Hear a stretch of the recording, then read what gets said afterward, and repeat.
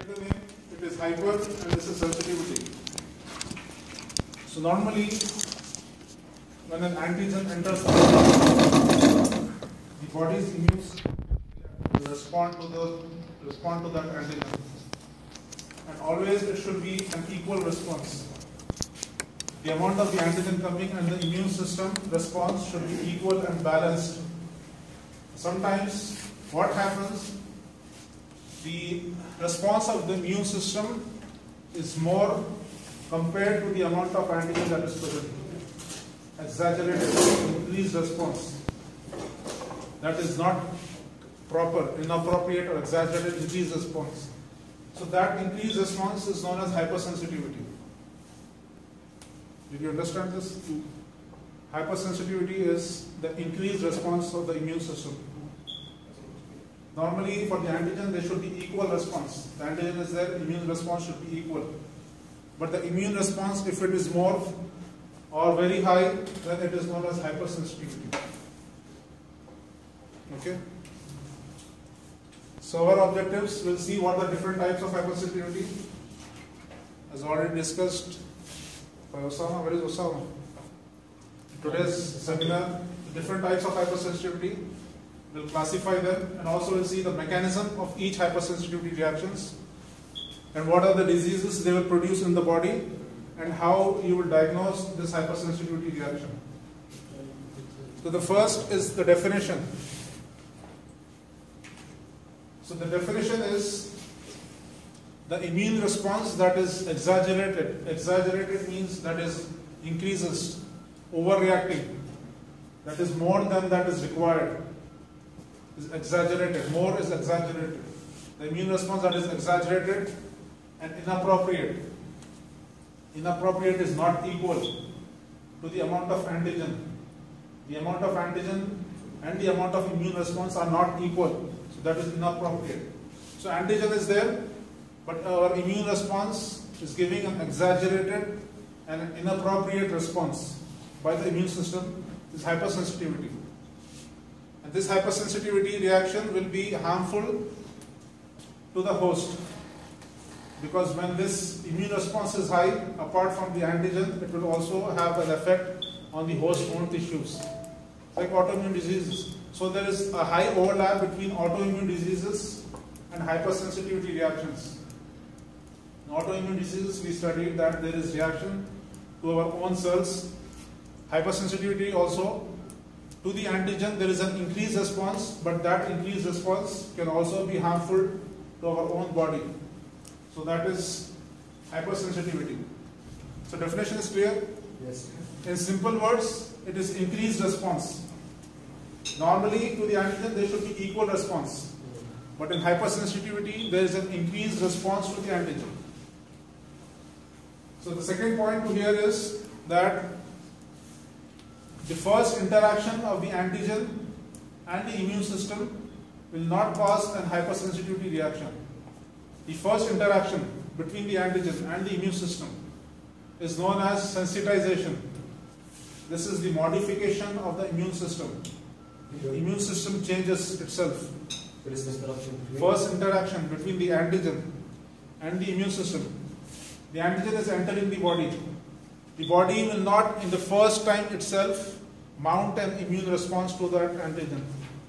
In the first step itself. In the first step there is only interaction. So that is known as sensitization. In sensitization the immune system gets modified. That we will see for different hypersensitivity. Did you understand this? Yeah. In the first time when the antigen enters, here to the antigen we will call it the allergen.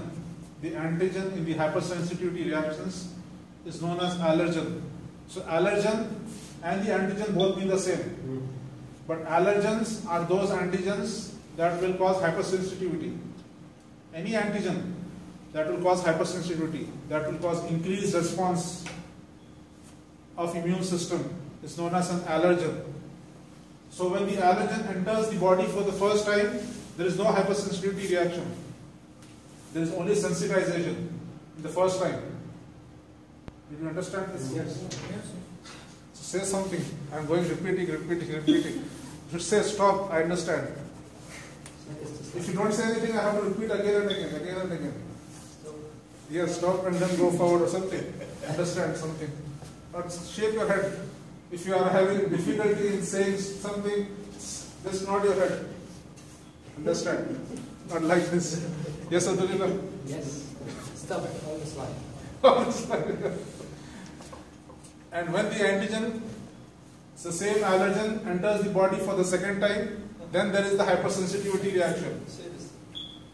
The first step is the sensitization, and in the second step, there is the hypersensitivity. So this is common for all the types of hypersensitivity reactions. First is the increased response. The second point to remember is first interaction, the sensitization or modification of the immune system. And the second response of the allergen, there is the reaction, increased reaction. Okay. Then the second objective was the classification.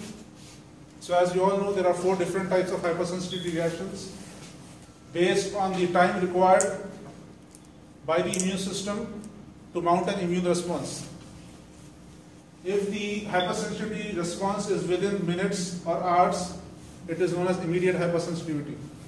Or if it takes too many hours or days, even that is delayed hypersensitivity. So in immediate hypersensitivity, these are mediated by the antibodies. Immediate hypersensitivity. So we have type 1, type 2 and type 3. Type 1, the antibodies are different here. In type 1 you have IgE. IgE antibody in type 1. In type 2 and 3 you have same IgG or IgM. 2 or 3 is the same. IgG or IgM. Type 1 is IgE. E. Here it is E. It is G or M.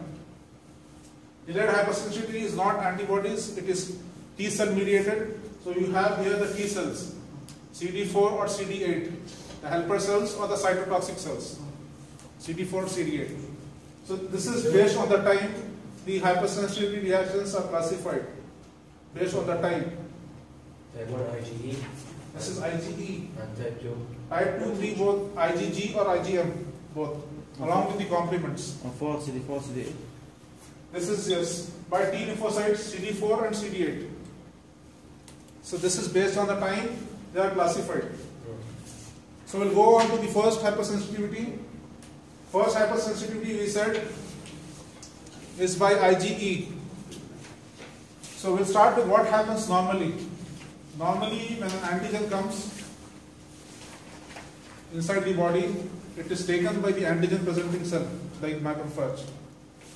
And then there is modification of this antigen inside, and this antigen presenting cell or the macrophage takes a part of the antigen and present it on its surface as an epitope. So antigen is taken inside the macrophage. Antigen is taken inside, antigen is processed, and part of the antigen is presented on the surface of the macrophage. It puts it outside, takes the antigen inside, processes it, takes a part of the antigen, puts it outside the cell surface, and depending on that it will present with MHC1 or MHC2 to whom it wants to give this antigen. So the antigen is given to MHC1 or MHC2, depending on that it is given, and that T helper cell, for example it's MHC2, the T helper cells are activated, and these T helper cells in turn they stimulate the B cells that secrete the antibodies. And then one of the cytokine that is secreted by the T helper cell is the interleukin 4. This interleukin 4 is secreted by the helper cell. It goes and acts on the B lymphocyte and leads to class switching. Class switching is this interleukin will tell the B lymphocyte to stop producing IgM, because it will start with IgM.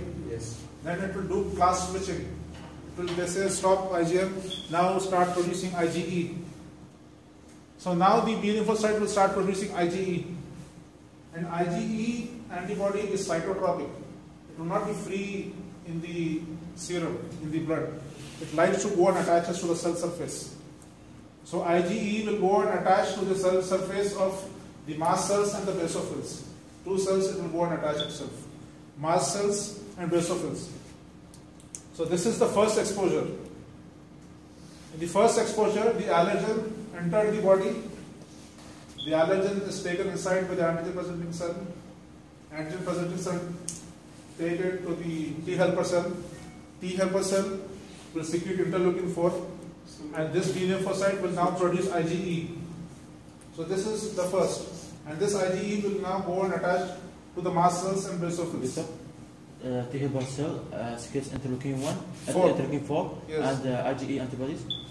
No, interleukin 4 go and stimulate, will tell the B lymphocyte to do class switching. Now don't produce IgM, start producing IgE. So B lymphocyte will now start producing IgE. So this is the story of the first exposure. Now the people who are sensitized, they will have inside their body mast cells and basophils with IgE.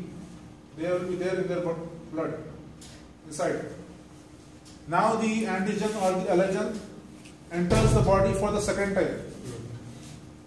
So that what happens here is this story. So now this is already there circulating in the blood. These people have these mast cells along with the IgE on the surface. So when the allergen enters the body for the second time, this allergen will cross-link or attach the different IgE. This is the IgE. This is the IgE on the surface of the mast cell. Because this IgE has attached on the first exposure, the IgE attached to the mast cells. So this allergen will attach to the IgE antibodies, do cross-linking. When this cross-linking happens, the mast cells will release their granules. That is degranulation. Degranulation of the mast cells. Whatever granules they have inside, they will release it outside. The mast cells will release their granules outside. And what does these granules contain? They contain mediators. And what those mediators are, we'll see in the next slide. So till here it is clear? Yes. So they will release these mediators. So what are those mediators? So those mediators or substances, means the same, mediators, substances, chemicals, whatever you want to call it. So these chemicals are of two types, primary and secondary. Primary is they are already present, preformed, already present in the mast cells or the basophils, already present in the cell, or the preformed. There are two types, histamine and serotonin. Then there are secondary substances that are produced later on stimulation, that are the prostaglandins, leukotrienes and thromboxanes. These are secondary mediators. They are produced later on. They are produced upon stimulation. These are already present. In all our mast cells, these are already present. But these are newly synthesized, newly produced inside those cells.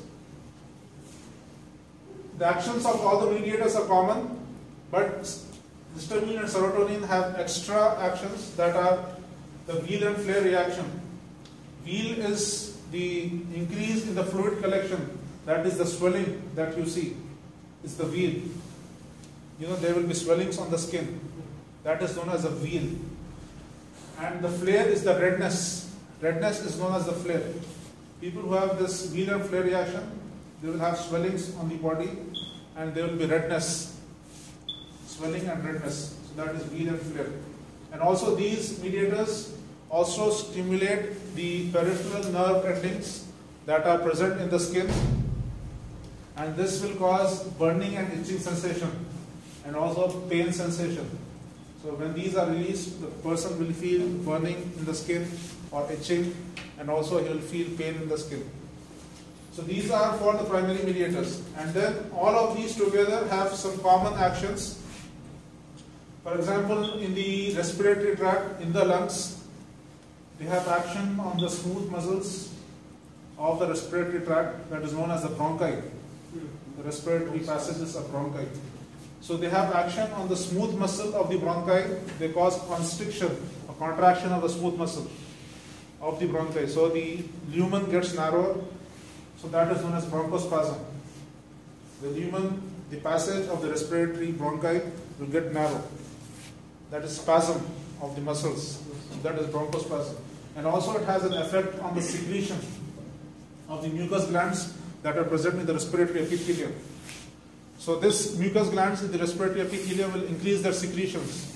So there will be increased mucus content in the lumen of the bronchi. So there will be mucus inside the bronchi. First of all, there is contraction due to the muscles. It has become narrow. And furthermore, there are secretions inside. So the respiratory passage becomes blocked. So there is respiratory difficulty, shortness of breath. The person will have shortness of breath, dyspnea like that. Okay? So that is on the respiratory tract. And also on the circulation, these mediators will cause vasodilation. Vasodilation, and then there will be increased permeability of the endothelium, so that will lead to edema, outpouring of the fluid from the intravascular to the extravascular compartment, leading to edema. And also if there is vasodilation all over the body, what will happen to the person? What is it called? Hypertension. Yes, what is it called? That is shock. The patient will go into shock. So there is vasodilation, then there will not be perfusion of the tissues and organs. So that is a shock.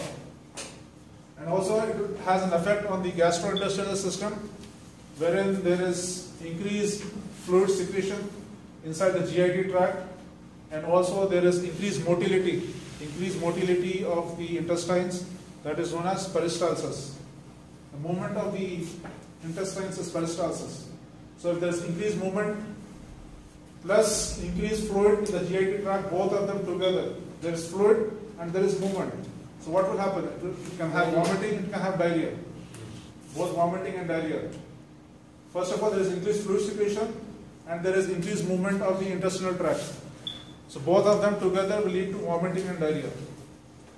So these are the effects of the mediators, or the substances or the chemicals that are produced from the mast cells and the basophils upon stimulation by the IgE antibody. Okay? Say something. Yes. Yes, Abdullah, say something. What happened? Then there are different types of IgE. If this response of the IgE mast cells and the basophils involves the whole body's mast cells and basophils together are degranulating and releasing the substances. If it is generalized all over the body, systemic, involves all the systems, all the blood vessels, then it is known as anaphylaxis. Generalized, systemic. So it is known as anaphylaxis. All the systems will be involved. Like the most common are the respiratory, the gastrointestinal, and the circulatory system. So if these all together are involved, it is anaphylaxis. So in anaphylaxis, what happens? You have studied like some antibiotics like penicillin. If you give to a person and he is allergic to that penicillin antibiotic, he will have systemic anaphylaxis. There will be sudden circulatory collapse, the patient will go into shock, there will be respiratory failure, respiratory obstruction, and then the patient can die also. So that is systemic anaphylaxis. So if it is generalized, it is known as anaphylaxis. If it is localized to one system, only one system like the skin or the respiratory tract or the GIT tract, only if one system is involved, it is known as atopy. Atopy. So generalized systemic is anaphylaxis on one side. On the other side, if it is localized to one system, it is atopy. So atopy have again different examples. So people who are atopic, they have high levels of IgE. Sometimes the weather changes, some people start sneezing and runny nose. Not all people will get that. Some people are increased sensitive, highly sensitized. These people will have high levels of IgE in their body. They are atopic. So whenever there is some foreign antigen allergen like pollen or dust, they will start sneezing. So that is atopy. So atopy is localized to one system. So the examples of atopy, if it is in the skin, atopy of the skin is known as urticaria. Urticaria is the atopy of the skin. If there is any insect bite or if there is any allergy to a type of cloth, this person will have swellings on the body and redness. That is wheal and flare reaction. Wheal is known as a swelling, small swellings. something if you wear, you become allergic to it, and you have sometimes socks, I don't know, shirts, you become allergic, or gloves, sometimes gloves, latex gloves, people, yes, latex gloves is a very good example. Latex gloves you wear, some people will have swellings and redness. That is wheel and flare reaction. That's this urticaria. So here only the skin is involved, so it is localized. So this is atopy. Urticaria is atopy. The entry route is through the skin, and there will be increased capillary permeability, there will be wheel and flare reaction. Or they can affect the upper respiratory tract. It is known as allergic rhinitis. The allergen, most commonly it is the pollen. What is pollen? What is pollen? Pollen are spores, very small spores. We don't see them. Very small spores. They will be in the environment. And then these are from the plants and trees. The pollen, they go from here and there. That is fertilization of the plants. Did you study this in biology? Pollen? In school? This will be very small and you don't see them.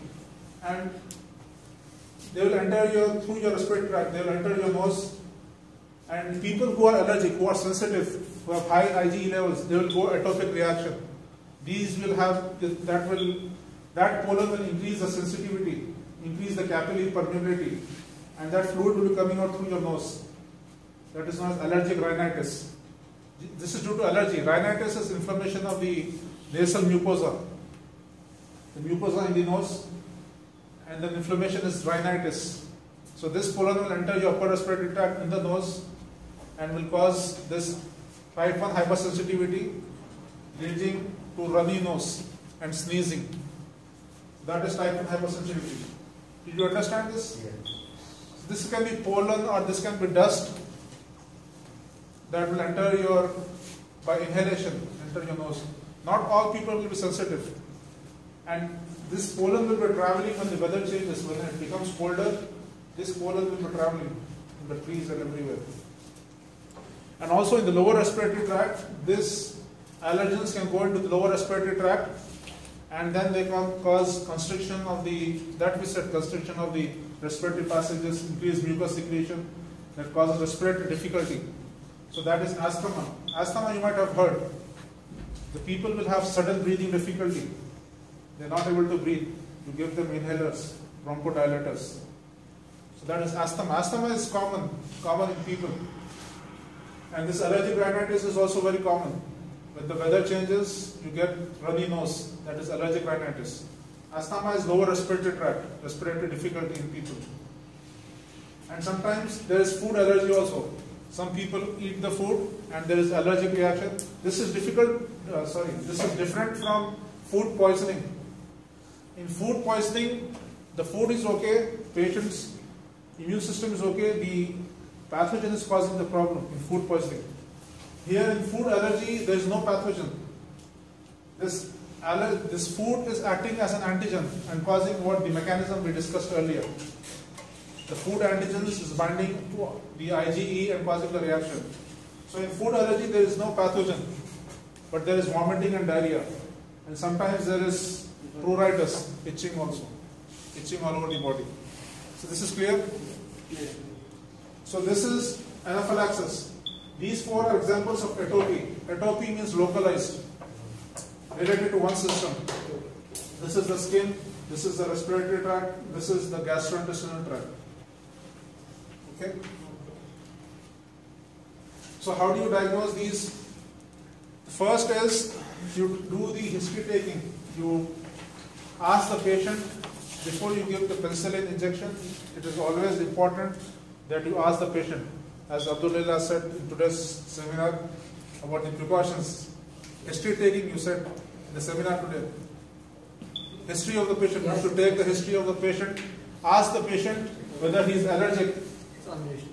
Whether he is allergic to the antibiotic. It's very important. You cannot give penicillin or cephalosporin antibiotic. Penicillin and cephalosporin you cannot give the patient directly without asking him whether he is allergic, because this can be very dangerous, it can be fatal. If the patient goes into anaphylaxis, he will go into shock and within minutes he will die. Within minutes the patient will die if you give an injection. So you should take the history. Doctor, what about influenza vaccine? It has a contraindication of eggs, I think. Which vaccine? Influenza vaccine. Yes. Contraindicated in egg, people allergic. People who are allergic to It eggs. contains very minute amounts. Does not contain the egg of influenza vaccine. Yes, it contains very minute amounts. Of egg? Yes, it will not cause allergy as such. And the other is the skin testing. You give the antigens intradermally and then see for the reaction. Nobody was there in the seminar. Abdullah showed today in the seminar how do you do the skin testing. You give the antigen in the skin and then see for the swelling. There was progesterone. Yes, Abdullah? Yes. So there is a swelling. So that is how you do the skin testing. And then there is the provocative test. Because skin testing sometimes becomes difficult. You don't have the antigen to test in the skin. So there is a provocative test. You give the allergen to the patient and then see if the reaction develops in the patient. Symptoms develop. That is known as provocative test. Not done very normally, but still this is a type of test that you should remember. Provocative test. Then in the blood you see for high IgE levels. These patients will have high IgE levels because they are atopic. And then there is an enzyme that is known as a tryptase enzyme. This enzyme will cause degranulation of the mast cells. The release of the granules from the mast cells is by this enzyme, tryptase. We studied this mast cells break and release the mediators. So the breakdown of the mast cells is by this enzyme. So if you do the diagnosis in this patient, they will have increased levels of this enzyme, tryptase levels. And also the RAS test. Yes, Abdullah, the RAS test. It is the radioallergen sorbent test. Yes. You detect the specific IgE antibodies in this test. You mix the patient's serum and then you add the antigens and then see for the presence of specific IgE antibodies. That is the RAS test. Okay? This is clear? Clear. Okay, in management, the first is you can avoid the antigen. When you know this substance is causing the allergy, you can avoid that antigen. Or the second step is desensitization. There are two types, acute and chronic. In acute sensitization, what happens? The mechanism, you give very small amount of the antigen. This small amount of the allergen goes inside the body and binds to the IgE. IgE is activated and binds to it. But this amount of IgE is not good enough to release large amounts of histamine and serotonin to cause symptoms. You give repeated small doses, you give small amount of an allergen, the IgE is used, but it will not produce symptoms. Then you give the allergen again. Likewise, if you do many times, this IgE will be used. This IgE will be finished. Is it not? Did you understand? Yes, yes. Allergen is going inside, you use the IgE, you are taking some IgE. But this IgE is not good enough to produce symptoms. Then you give more allergen, some IgE is used. So this IgE is getting finished. So that is acute desensitization. Give the allergen, you deplete the IgE. So this will help for some time. The patient will become better. But the body will later on produce again IgE and then this will again happen. But this is for acute desensitization. Sometimes in some infections like streptococcal infections, penicillin is the drug of choice. It's very important. No other drug works like penicillin. And like previously there were many antibiotics were not there. Penicillin was only there. So penicillin was a very good antibiotic. And some people are sensitive to penicillin. So what will you do? So in those people you have to do desensitization. Because penicillin is very important. You have to give the patient penicillin. There is no other choice. Yes. So you do desensitization. You give very small amounts of penicillin and deplete all the IgE. So there are no IgE now in the body. Then you give the penicillin. and the patient will be okay, and then later on the IgE will develop again. That is another story. But now the penicillin will work now in this patient. And then sometimes there is chronic desensitization. In chronic desensitization, this is a long-term process wherein weekly you give the allergen to the patient, and over a period of time, this allergen will now produce the IgG antibody. The body will now have the IgG antibody inside. So this IgG antibody will not allow the allergen to interact with the IgE. So the interaction between the allergen and the IgE will be stopped by this blocking antibody. Okay? This IgG that is now produced, IgG. This G will not allow the allergen and the E to interact. The blocking antibody. So this is chronic desensitization. And also you can use medicines like, to prevent the effect of histamine, you can use antihistaminics. To reduce the inflammation, you can use corticosteroids. And also there are mast cell stabilizers. There are medicines like sodium chromoglycate that will not allow the degranulation of the mast cells. That will not allow the mast cells to release the mediators. So that are mast cell stabilizers. And also in systemic shock like anaphylaxis, you have to give epinephrine. So what is the action of epinephrine? Epinephrine. Increase the blood pressure. Yes, increase the blood pressure and also release the bronchospasm. Okay. So it is used in anaphylaxis. So this is clear. So finish type 1. So the type 2, as we said, is type 2 is cytotoxic or cytolytic hypersensitivity. So this is mediated by the antibodies IgG or IgM along with the help from complement. So cytolytic means this hypersensitivity can cause cell death. So it can be cytolytic. Or what is cytotoxic? Cytolysis or cytolytic is the destruction of the cell by this hypersensitivity. But this hypersensitivity can cause cytotoxicity also. So sometimes this hypersensitivity will cause cell death. Sometimes this hypersensitivity will not cause cell death, but it will cause change in the function of the cell. Change in the function of the cell. Each cell has a function. So it can either increase the function of the cell or it can decrease the function of the cell. So that is cytotoxic, changing the function of the cell. So in this hypersensitivity, either there is cell death or change in the function of the cell. So what happens here? Here the antibody is bound to the cell surface, like you discussed in autoimmune hemolytic anemia in the PBS. So this antigen will be on the surface of the cell, and the antibody will bound to the antigen that is on the cell surface, and this will lead to activation of the complement system, and this activation of the complement system can lead to cell death. So the way the cell death occurs can be of 3 types. So this antibody is reacting with the antigen, the complement is activated, this complement system will form the membrane attack complex. There is a membrane attack complex, also known as MAC. So this membrane attack complex can cause cell death. The other way is that this complement system can activate the macrophages or the neutrophils, and these phagocytes will release enzymes or lymphokines that will cause cell death. The first is the complements themselves are killing the cell.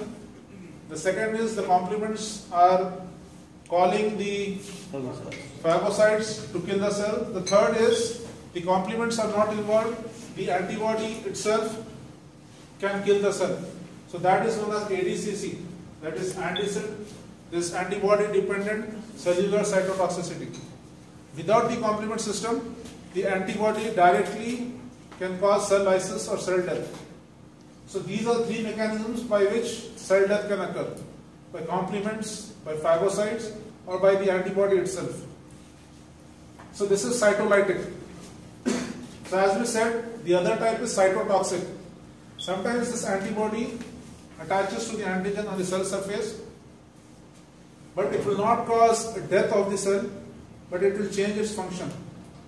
For example, there is one antibody that is known as the LATS antibody, LATS, LATS, that is formed for long-acting thyroid stimulating antibody, LATS antibody. This antibody will go and attach to the thyroid cells. It will not cause cell death, but it will increase the function of the cell, leading to increased thyroxine secretion from the cell. Increased thyroxine hormone. Increased thyroxine hormone is released from the cell. So this is known as the Graves' disease. This antibody is increasing the stimulating the cell. Sometimes the antibody will attach to the cell. There is a neuromuscular junction, the nerve and the muscle junction, and there is acetylcholine. This acetylcholine will increase the action potential, but this antibody will go and block this reaction, this action. So there is muscle weakness, that is known as myasthenia gravis. So this blocking antibody, so this antibody is not causing the death of the cell, but it's only not allowing the action potential to form. So this is a blocking antibody. So either it can increase the function or it can decrease the function of the cell. So it can cause cell death or change the function of the cell. Okay? These are the various examples. You just have to maybe remember the names. There is transfusion reactions due to ABO incompatibility, blood transfusion. Also RS incompatibility between the mother and the fetus or newborn baby. There are different autoimmune diseases, or the Graves' disease that we discussed now in thyroid, or the graft rejection. What type of graft rejection? Is type 2. Graft rejection is of different types. Yes. Acute. Yes. Hyperacute. Hyperacute is due to ABO incompatibility. The acute rejection of the graft is the type 2 reaction. Yes, very good. And then there is drug reactions also that come under type 2 hypersensitivity. Okay. Just remember a few of the examples. Then diagnosis of type 2 hypersensitivity, you know the Coombs test. As Abdullah explained it very good in the today's seminar. What is Coombs test? Yes, very good. Here in the direct Coombs test, the antibody is on the surface of the cell. So you are detecting the bound antibody. Antibody is already there on the cell surface. So that you are detecting is in the direct Coombs test. And in indirect Coombs test, you are detecting the cell-free antibody. Antibody is free in the serum, in the blood. Free antibody is in the indirect Coombs test. Okay? In direct Coombs test, the antibody is on the surface of the cell already. Okay. Then type 3 hypersensitivity. In the direct, the antibody is on the surface of the cell. Indirect. Direct. In indirect. In indirect, the antibody is free in the serum. Free antibody. Indirect, you have free antibody. You detect free antibody. Direct, you have cell-bound antibody. Okay. In type 3 hypersensitivity, you have the antigens and the antibodies. They react and they form an immune complex. Antigen and antibody they form. This is similar to type 2. The only difference is that in type 2, the antigen was on the surface of the cell. Cell surface antigen were there. Here the difference is the antigen is free. There is free antigen. In type 2, the antigen was on the cell surface. In type 3, it is the free antigen. Free antigen. Free antigen. Antigen is free. There is no cell here. In type 2, the antigen was on the surface of the cell. Here it is a free antigen. So this free antigen and the antibody react, and this reaction is known as, they form an immune complex. Immune complex in the blood. They form an immune complex. This immune complex goes in circulation and deposits in the endothelial lining of the blood vessels. They go and attach to the endothelial lining of the blood vessels. They get lodged, they get trapped in the endothelial lining of the blood vessels.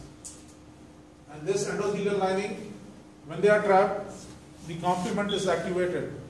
Complement is involved, complement is activated, and C3 and C5, these complements, when they are activated, they are known as C3A and C5A. And these complements are chemoattractants.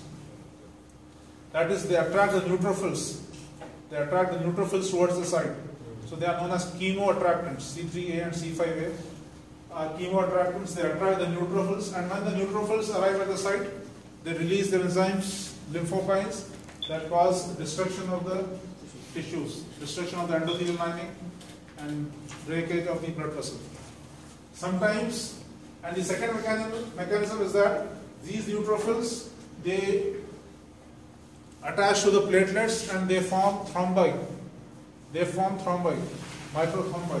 These microthrombi can go into various blood vessels and lodge, get stuck in the blood vessels that lead to ischemia of the tissues.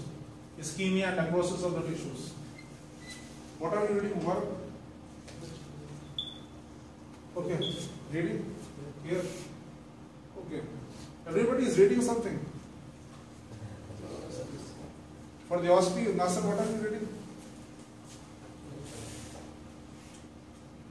Okay. So there are two mechanisms. The neutrophils can release enzymes, and these enzymes can cause tissue destruction, or these neutrophils along with the platelets can block the capillaries and cause ischemia and necrosis. So there are two mechanisms here. Yes, these enzymes can cause tissue destruction. The second is the blockage of the capillaries that can cause necrosis by ischemia. Okay? So the types of type 3, again, if it is localized, it is known as Arthus reaction. The localized form of type 3 is Arthus reaction. Example is hay fever or allergic alveolitis. There is a fungi known as actinomycetes. The conidia of this actinomycetes are very small. They can enter through the respiratory tract and they can form immune complex and go into the respiratory capillaries, and then they cause destruction of the respiratory capillaries by immune complexes. That is a localized form. If the immune complexes are formed not in one organ but generalized all over the body, the immune complexes are formed, it is known as serum sickness. This is seen after using some antibiotics. They form immune complexes and go to capillaries all over the body. When they go to capillaries all over the body, it is generalized, it is known as serum sickness. Other forms affect the kidneys like glomerular nephritis by the Streptococcus antigen, also the rheumatoid arthritis in the joints, or the SLE. So these are the various examples of type 3 hypersensitivity. Is this clear? Yes. So in diagnosis, how do you diagnose? These complexes now are present in the tissues. So you can take a biopsy of the tissues. For example, in glomerular nephritis, you can do a kidney biopsy, and that you can see, do a tissue stain with fluorescent dyes and see for the immune complexes present in the tissues in microscopy. And also because these immune complexes utilize the complements, so there will decrease complement levels in the body, because complements are used in the reaction, because this type 3 is using the complements. So one of the methods is you can see for the complement level in the blood, that will be reduced because they are utilized. And also, if you keep the serum containing the immunocomplex at a lower temperature, refrigerate them at 4 degrees Celsius, there is precipitation of the serum. They will agglutinate and then they form precipitate that will settle in the bottom, and then you can see. This is a rough method of knowing that immune complexes are present in the serum. There are non-specific tests like ESR and CRP, because there is inflammation. So these will be raised. There are inflammation because these neutrophils will be releasing the enzymes and cause tissue destruction. So there is inflammation. So this inflammation will cause ESR and CRP to rise. Okay, the last one is delayed hypersensitivity. Okay, so delayed hypersensitivity, you have to remember that the response is delayed That means it starts maybe hours later, or it can continue for days, many days, maybe 3 to 4 days or more. That is the first point. Second point you have to remember is that this is mediated by the T cells. All the previous three hypersensitivity were by antibodies. Here it is T cell mediated. It can either be CD4 or CD8. CD4 is the helper, CD8 is the cytotoxic cell. So same thing here, when the antigen is present, it's taken in by the macrophages, and the macrophages along with the MSC presented to the T helper cell. Here what happens is, the T helper cells in turn they secrete the gamma interferons. And these gamma interferons will cause increased activation of the macrophages. They also secrete interleukin 1 and interleukin 12. So this is a cycle that gets repeated, and the number of cells they increase. So this is an exaggerated or increased response. Normally they should not increase the activation and there should not be more multiplication. But there is stimulation of each other by gamma interferon and interleukins. So they stimulate each other and their number increases. And there is hypersensitivity response, increased response.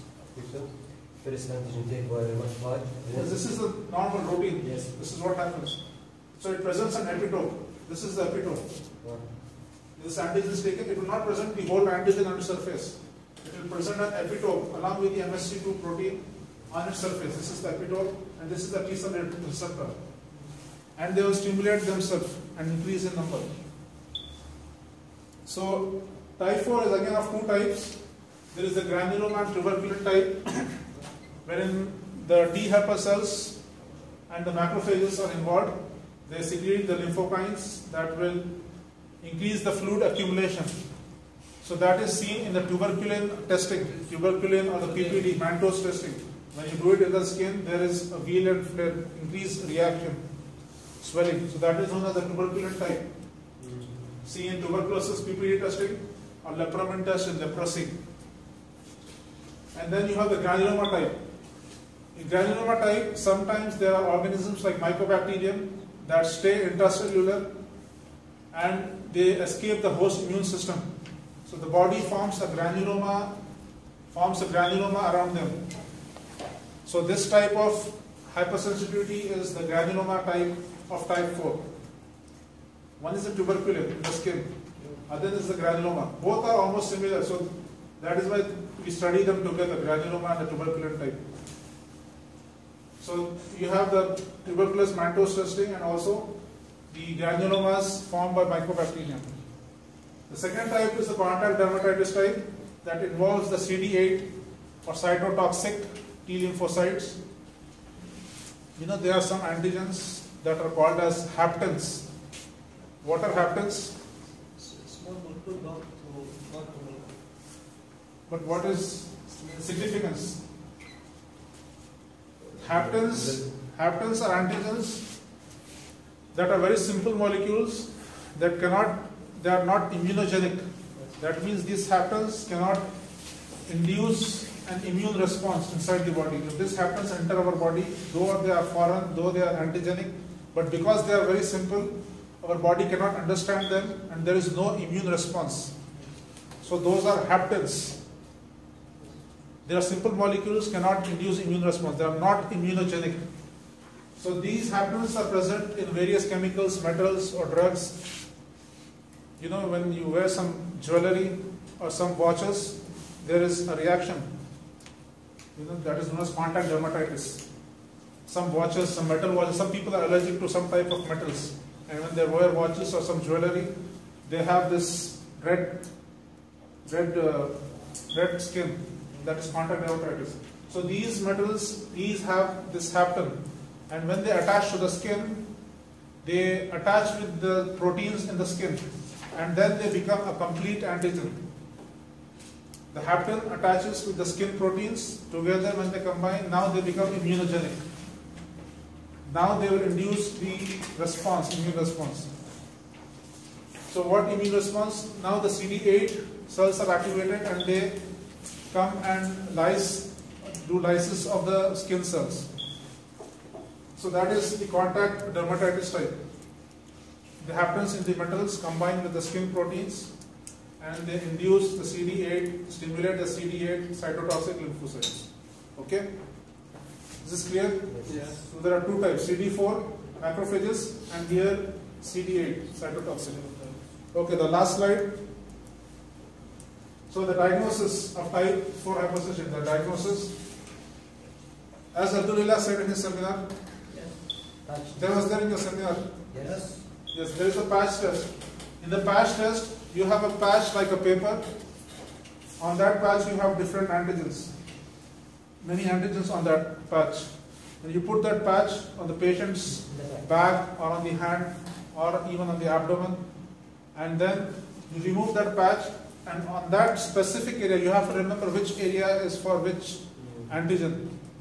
And that on that specific area, you will see there will be a swelling appearing, and also there will be a blister, redness or a blister. Blister is a swelling filled with fluid. Fluid filled swelling as blister.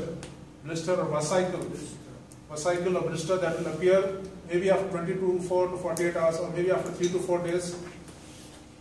This swelling and redness or blister will appear. So that is a patch testing.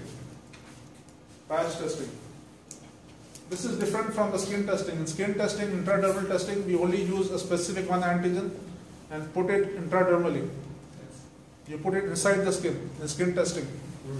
Here you are not doing inside, you are just putting the patch on the surface. So this is contact dermatitis. So these will be the haptens. They will go and combine with the skin proteins and then induce immune response. And there is lymphocyte proliferation assay. What is proliferation? What is the meaning of proliferation? Multiplication. Multiplication. So what happens here? You see for the multiplication of the lymphocytes in response to the antigen. In this, you take the patient's lymphocytes in the lab. You take the patient's lymphocytes and then you put the antigens, different antigens, and see to which antigen this patient's lymphocyte is multiplying. You take the patient's CD4 lymphocytes and you give the patient the same story. You give the antigen and also you give the antigen presenting cell, everything. And then in different tests you give the different antigen to this lymphocytes and see whether this lymphocyte is multiplying or not. So this is lymphocyte proliferation assay. So to the antigen, the patient is allergic, that lymphocyte to that response will increase in number, proliferation. So this is lymphocyte proliferation. Okay? Yes. Okay. So this is all. So good luck for the OSPE. Inshallah it will be good. Relax, don't worry. Yes.